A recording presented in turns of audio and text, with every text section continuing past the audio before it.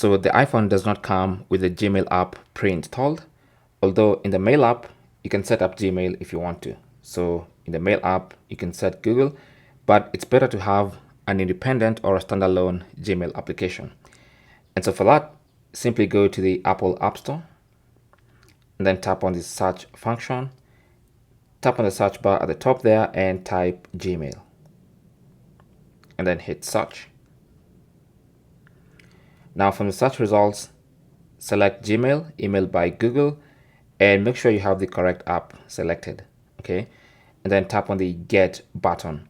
Now, if you had previously installed Gmail, then you're going to see this icon. If it's your first time, this should say Get. So tap on that and then allow Gmail to get installed. You might have to authenticate with Face ID if it's your first time, but if it's not your first time, then you're good to go. Just tap on that and it's gonna get installed. Once it's done installing, you can now tap on Open to launch the app, and there is Gmail right on your iPhone.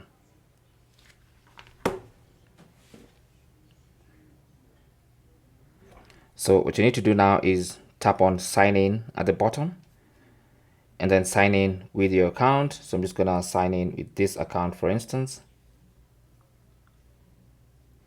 and I should be good to go. Okay, so it's gonna ask you, Gmail would like to send you notifications. I can either allow or not allow, that's personal preference.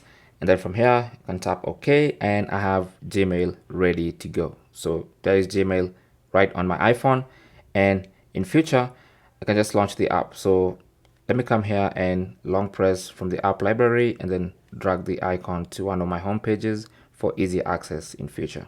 Okay, so there is the Gmail icon. For most people, you're going to have the icon directly on the home page after installation.